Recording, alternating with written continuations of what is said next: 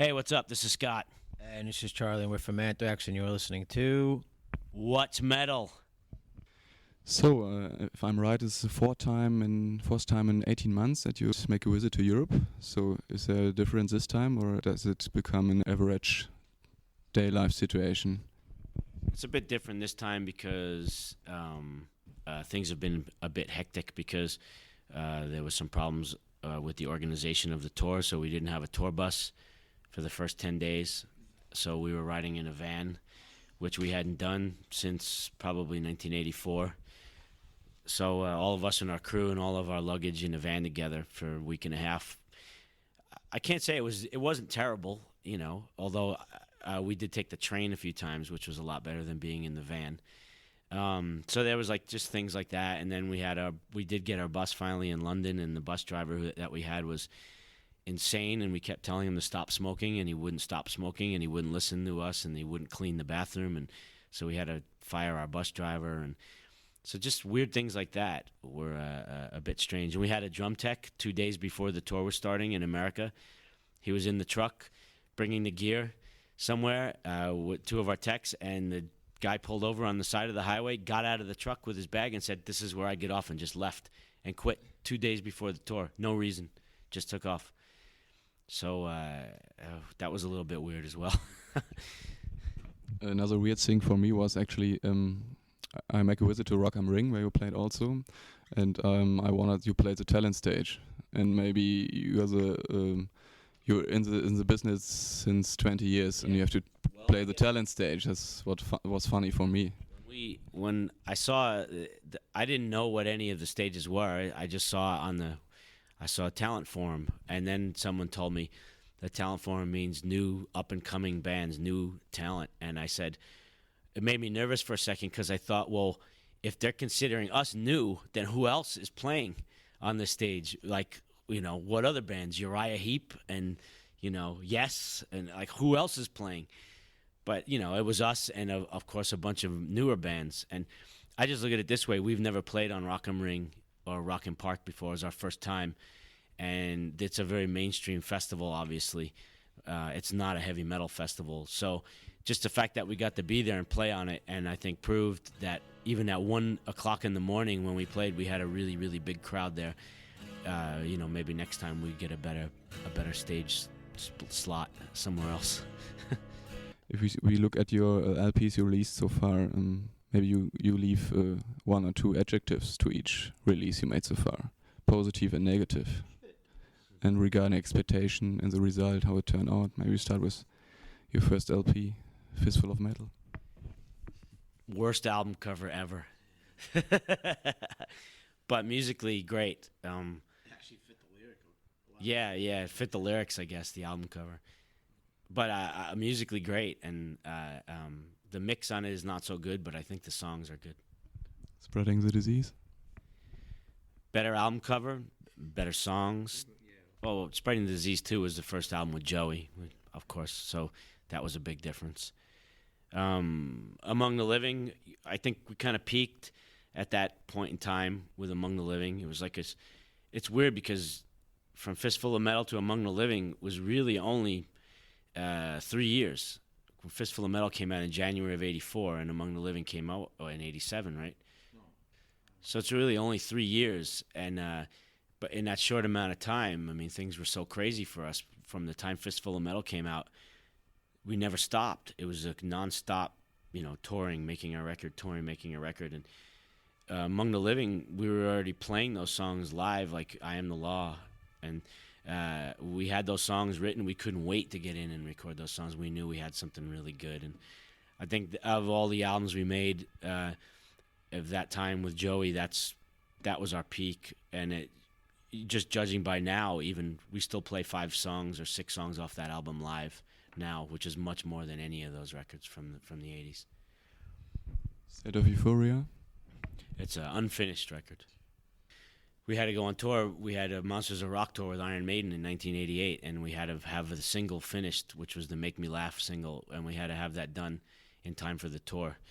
And we just rushed the whole thing. I think there's like 3 good songs on that record, not including Antisocial, of course, because it's a cover. But and the rest just needed about 3 or 4 more months, I think, of work before we should have recorded it. What's about the cover? Cover's pretty crappy, actually. Brought on by drugs or something. I don't know. I think we had an idea for that cover that really wasn't. Yeah, he didn't really get what we were looking for. Didn't realize it, and once again, it was a thing where we just had no time. We had no time to stop. You know, looking back on it now, I wonder, well, what if we just would have said, no, we gotta take our time, you know, and finish it and do it right. And you know, of course, you can't change the past, but you know, I wonder what would have happened if we would have went. Maybe, you know, like Charlie said, at that time, Steady 4 is like our biggest record, you know, commercially. Still to this day, it's one of our biggest selling albums. So it just shows you, I mean, we creatively don't feel so good about it, but the public loved it. So many people will tell me it's their favorite Anthrax album. And I just think it has to do because of that time, and you were a fan, and it meant a lot to you in your life at that moment in time. I understand that. If I'm honest, my favorite is Persistence of Time, which came out 1990. Yeah, because we'd stopped. A lot of people thought that should have been the record after Among the Living, maybe including us. You know, yeah, it was more of a real Anthrax record. We took our time and we wrote it, and you know, we didn't rush anything. And I think the songwriting shows the songwriting is much stronger and deeper than it was in Steady Euphoria. Who had the idea for this Joe Jackson cover? I've ever wanted to know. Only because of the title, or was it? Joe Jackson, the first 2 records, I love it. And when he would do Got the Time live, he would do it so fast it reminded me of like thrash metal, but it was before thrash metal. Understand? Okay, then after that, 93, Sound of White Noise, first album with John. All that was to get out of our deal with Island. But there was Noise came out on that. Sound of White Noise, yeah, first record with John Bush, and a lot of time went into that record for sure. A lot of writing and a lot of thought, obviously, because we changed our vocalist, and we knew we wanted John Bush, and from the first time we actually jammed with him, it worked out so well, and he was kind of wondering where we were going musically and what it was going to sound like, and if he was going to be able to collaborate with us. And one of the first things, I think the first thing we played him was Only, and you know, he loved it. He fell in love with it, and he came up with some melody line ideas for the verse, and we just kind of knew right away, like, oh, this song's great, you know. If this is a really good sign, and it made it so much easier for me personally, because having written the bulk of the lyrics, I was always disappointed in the way it would come across with Joey's delivery. It was just never what I wanted it to be. And then having John in the band, who was also writing lyrics, I was able to write together with him, and I never felt like it was fake when he was singing something that I wrote. I was wondering if you wrote the songs around the vocals of John, because once you said that Joey had to leave because you wanted to change your musical style. Yeah, I mean, John opened up a lot of doors for us musically. There was so many things we couldn't do before with Joey in the band. Make Me Laugh is a perfect example. I mean, that song is wrong. Yeah, the song is wrong. If you go back and listen, I mean, you won't know it, but it's just perfect. A perfect example of my frustration of just he never understood how it was supposed to be sung, and the melody and the phrasing, and it's just wrong. And there was so many times things like that where you would work on something and he just couldn't understand it musically, couldn't get it in his head. He didn't listen to metal. He wasn't even, you know, totally different world of music than us. And John was, you know, John already having been in a band, Armored Saint, for so many years, and much more of a peer with us than Joey was ever. So Okay, the follow-up was Stomp 442. yeah, I mean, it's a record that just kind of got lost, and it's a shame. I think it's a great record, and that's when our record company hell started in like 1995, is when things got bad for us, when everything changed at Elektra and all the people got fired, and the new people came in and they didn't want anything to do with us, and they just buried that record. They buried it. They wouldn't do anything, and it's a shame because Sound of White Noise before it was a gold record in the States, and worldwide it sold probably like 1.5 million copies, and things were going great. And we were so excited, thinking, all right, that was our first one on Elektra, and the next one will be Stomp, and we'll even get to the next level, maybe have a platinum record in the States. And they didn't care. They just did nothing. And they did the minimum amount of promotion in Europe through East West. People couldn't even find the record. They didn't even know we had an album out. And still to this day, people don't even know. Like, when we put out Volume 8 a few years later, people thought that was the next record. They didn't even know that we had this Stomp record out. And I mean, how do you go from selling 600,000 to 150,000, in a span of not even 2 years? I mean, that's a label just brushing you under the rug. And when we were able to get out of Elektra after that, but still, it had put a huge dent, in our career at that time. And especially in the 90s when things were so bad for metal in general, it made it really hard for us for a long time. And that's a great record, so I hope, it's reissued through Nuclear Blast here now. So, I'm hoping eventually everybody who's an Anthrax fan or whatever will get a chance to hear it. I read that is what was also put out by Beyond Records. What is this label? It was re-released, but that label's gone. It was re-released through Sanctuary in the States. This Red is Real, Volume 8. I think it's a really good record. If it wasn't for that record, it wouldn't have been We Come For You All. I think so, to get to that record. Well, I think all our records have that sort of, we follow the step, just getting higher.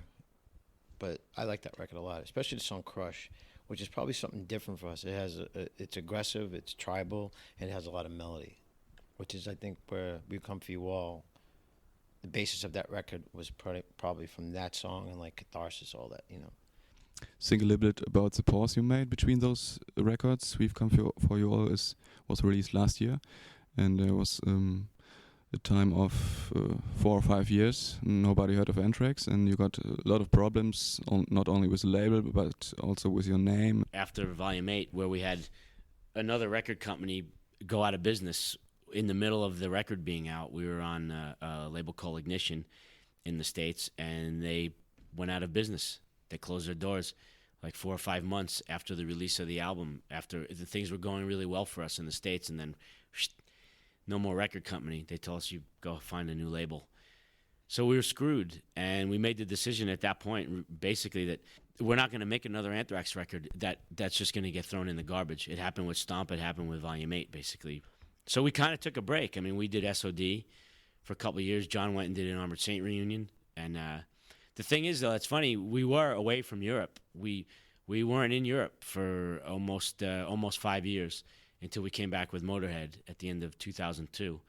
But we did tour the States a few times in that time period. We toured the States in 2000. We toured again in 2001 and in 2002. Like, we were kind of touring the States quite a bit. We did a big tour with Judas Priest in the States. And so in the States, we really never went away. We just hadn't made a new record. In Europe, we were gone. We didn't do anything here for a long time. And when we came back with Motorhead at the end of 2002, and we had our deal with Nuclear Blast, obviously, and that's when we knew that things were going to be good for us here. Since Sound of White Noise, it had taken us all that time to kind of come back and be able to be a band again and work and make records and tour like a real band again. And this, We Come For You All album has really kind of put us back. I mean, tonight will be the 142nd show of this tour or something, and we haven't done that many shows on a tour, since Sound of White Noise. I want to stop at 2002, because you had this big success already. Even the We've Come For You All album wasn't out at that time.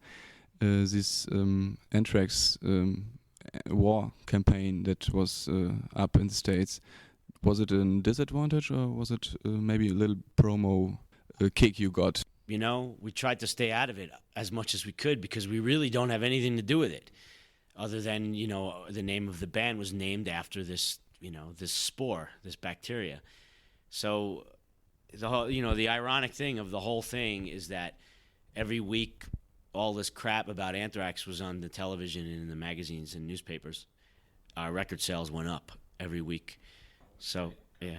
And our website got like millions and millions of hits. And so that's the irony of it. There's no such thing as bad press, ever. I mean, we knew it would blow over. It took about 2 months. and it went away, just like everything else does in the media. They pick one story to talk about, and it becomes the most important story in the whole world, and then a month later, it's like, well, what happened? Our show is called What's Metal, so we ask everyone every time, what is metal for you? Music, lifestyle, maybe more? You know, I've been so into heavy metal since I was a little kid, so it definitely affects probably all aspects of my life in some way. I mean, look, I don't walk around looking like the stereotype of what a heavy metal guy looks like, I guess, you know. But you know, it's such a huge part of my life. You know, I mean, generally throughout the day, 100 things will happen where somehow, some way, you know, it reminds me of a song or a show or something I went to. I mean, it's been such a huge part of my life for such a long time that, you know, I would have to say it's more than just the music. It's definitely, you know, the lifestyle. Maybe a final comment to your fans or listeners? We'll probably see you at Bang Your Head or Whackin' or somewhere else. So thank you for all the support, and we come for you all, and we will see you soon.